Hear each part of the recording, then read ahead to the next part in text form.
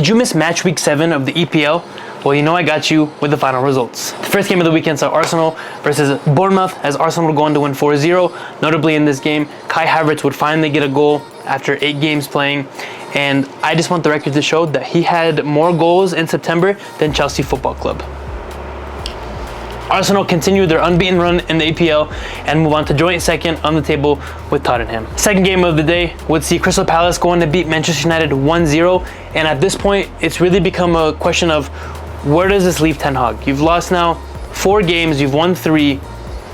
Manchester United fans, are you happy? Are you disappointed? What needs to change? But they go on to lose 1-0 to Crystal Palace in a game that really could have seen more. Now, if you're a Manchester City fan, look away, because the Wolverhampton Wanderers would go on to beat them 2-1 this week and hand Manchester City their second consecutive loss. Manchester City went on to lose earlier in the week in the Carabao Cup, and then they lost now this weekend. And so you really have to start asking yourself, is Rodri that guy in the midfield for them? However, if you're a fan of any other team in this league, you've been waiting for Manchester City to drop points, so Wolverhampton Wanderers, thank you. Aston Villa would go on to score 6 on Brighton as they would win 6-1. Now, newly promoted Luton Town would go on to beat Everton 2-1 and get their first win of their EPL campaign. That is amazing. Not only are they above relegation by I think like 1 point, and Everton now handed their 5th loss of the campaign. Newcastle would go on to comfortably beat Burnley 2-0, and West Ham would also go on to win 2-0 comfortably as well against Sheffield United. However, one of the most controversial games of the weekend on Saturday was Liverpool versus Tottenham. Now, Liverpool would see themselves go down to 9 men in this game and have a VAR goal disallowed, which then would come out to say that it was actually onside. And so a lot of controversy for Liverpool in this game, and unfortunate for them as they also conceded a 96-minute own goal. But Tottenham Hotspur continues their unbeaten record as well in the Premier League, and they beat Liverpool 2-1. Refereeing in this game, shocking, but honestly Liverpool fought very valiantly, and so you have to tip your hat to them, but very unlucky at the end of the day. Now, Sunday would only have 1 game, and 10-man Nottingham would hold on to tie 1-1 against Brentford. Chelsea will play in the middle of this week, and so we'll have that on the next recap. But that was your Week 7 results. I hope you enjoyed them, and I'll hopefully see you next week, inshallah. Peace. Welcome to the second half of this video now, where I just kind of dissect and talk about things that I saw this weekend that I thought were cool in the Premier League, and just give my 2 cents. For starters, let's talk about Arsenal. That's the team that I support. Woke up, watched their game. They won 4-0. Kai Havertz finally gets the goal. And you have to hope as an Arsenal fan that this is the catalyst for him that's able to propel him in the right direction moving forward. I mean, he's off the ball, he's already been really good. I think a lot of people have just been giving him a hard time because they want to see him assist, they want to see him score, just with kind of the role that he showcased himself as in years past. And so really good to see him on the scoreline. I'm sure that scoring this game meant the world to him. I mean, it was a penalty. I'm pretty sure Gabriel Jesus was going to take it, and then Odegaard, our captain, went in and said, let's give it to Kai Havertz. They gave it to him. Boom, gets the goal. And hopefully now he can take this confidence in the weeks to come. We play Manchester City this weekend, and hopefully we can put in some work, put in a good shift there. And so post-match as well, just seeing how they rallied behind them and rallied behind the team, honestly, absolutely love to see it. Now, next thing I want to talk about is the meme that was circulating around this weekend of how Brighton, Aston Villa, and Newcastle were like starter Pokemon. If Aston Villa went on to beat Brighton this weekend 6-1, which I thought was surprising because Brighton for me has been one of those teams this season where they're just so consistent and they just play at such a high level. They've had a couple losses, yes, but 6-1 was kind of crazy to see. So you have Aston Villa 6-1 against Brighton. Brighton beat Newcastle earlier this season 3-1, and Newcastle beat Aston Villa 5-1. And so kind of that funny kind of mix of like fire, grass, and water in the Pokemon themes, and like how each one is a starter Pokemon. But super cool to see what they're building at their respective clubs as well. Manchester City against Wolverhampton Wanderers. This was one game as I was watching the Arsenal game where I didn't really believe the scoreline. I saw that Wolverhampton Wanderers were up 1-0 and I was like, what? And then Julian Alvarez, who has just been having an amazing season thus far, scores an absolute beauty of a free kick. And so 1-1, you're like, dang, is Manchester City going to do it again? They're not going to drop points. We kind of saw this happen against West Ham United.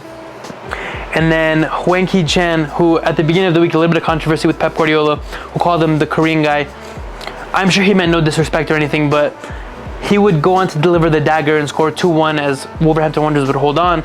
And they're just memes. The Wolverhampton Wanderers social team went crazy. Really nuts just to see how Manchester City, one of the best teams in the world right now, drops points. As an Arsenal fan, I'm sure as a Liverpool fan, Tottenham fan, Manchester United fan, you just love to see them drop points because I've been wondering, when is it going to happen? We played them this weekend. Arsenal plays them this weekend. Hopefully we do it again. But Manchester City now lost 2 back-to-back games. The Carabao Cup, which you could argue, okay, do they really care about it? Maybe not. Who knows? They lose the Carabao Cup, and then now they lose this game over the weekend. That's 2 straight. I can't tell you the last time they lost 2 straight. And so you have to imagine they probably win midweek, and then they face Arsenal this weekend with no Rodri. So I'm hoping that Arsenal can do the job and get it done and go top of the table, inshallah. We'll see what happens though. Now, Manchester United lost 1-0 to Crystal Palace. A fun stat for you. Roy Hodgson is the first manager ever to go 5 straight unbeaten at Old Trafford as the opposing manager. Crystal Palace won 1-0 this weekend. Manchester United, you have to start asking yourself questions, because we talked about it a little bit last week. What is going on in the dressing room? What's going on with Ten Hag? Is he the guy? Manchester United fans, I'd love to hear your thoughts, but for me, your team now is 3-4. Last season, when you look at it with Ronaldo, people started pinning the blame on him, pinning the blame on different pieces. I don't know. It's just hard to see. I mean, Manchester United, one of those teams where you just don't expect them to drop points, and to go 3-4 this early in the season, obviously you don't want to panic and you don't want to make any rash decisions, but rash decision, you stated it. You don't want to make any rash decisions, but you have to start asking yourself now questions. Okay, if we lose again, what does that look like? You need to get a win now to jumpstart the season again and kick it back into life. And so, Crystal Palace, good for you. That's one of those teams, man, where you just never know what's going to happen with them. Another statistic for you: following Crystal Palace's 1-0 win at Old Trafford, this is officially Manchester United's worst start to a league campaign for 34 years. Their next 2 games will see them play against Galatasaray and Brentford at home.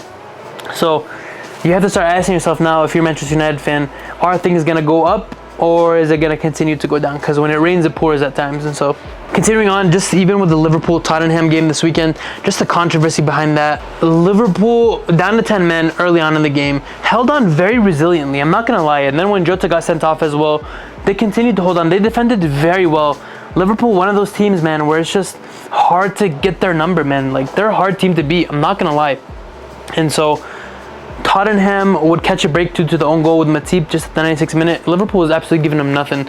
There were a couple of beautiful balls by Maddison. Maddison just in that midfield has been electric this season, which has been very fun to see. Son scoring as well. I've already said how I love Son as much as I do. As an Arsenal fan, I'd love to see him just come on our side of the pond. And yeah, Liverpool, just unfortunate, because that's one of those teams where, when you think about it on the whole season wise, that's one of those teams that shown time and time again in the past that they can bounce back. And so if you want to see a team drop points this weekend, you want it to be Liverpool, because Tottenham, you never know what happens. It's kind of up and down. You have to trust the process if you're a Tottenham fan, but holistically, based off the stuff in the past, you never know what's going to happen. The season has like 30 more games, and so we have a lot of games to be played left. Chelsea's going to play against Fulham this week. You have to, at that point, if Chelsea loses against Fulham, questions got to be asked, man. What's going to happen with Pochettino? I just am wondering what's going on at Chelsea Football Club as well. But across the league as well, I don't know if any of y'all saw, Kubo had a funny celebration. He did like the fake injury into a twerk, which was really, really funny. Then you had Athletic Bilbao. That's one of the teams that I support just on the back end. Just such a nice team, such a beautiful team. They had their derby this weekend, and there was a cool video circulating around with an Athletic Bilbao fan just kind of standing in the Real Sociedad, people doing their fun little dance and whatnot and everything. And so, yeah, Champions League games this week. I'm thinking about doing predictions as well, maybe next week. We'll see how it goes. But Champions League games this week, and then going into next weekend, Arsenal versus Manchester City. You got to mark your calendars on that one, October 8th. It's going to be a fun one. So I'll see you guys next week, inshallah, and thank you all for watching. Peace.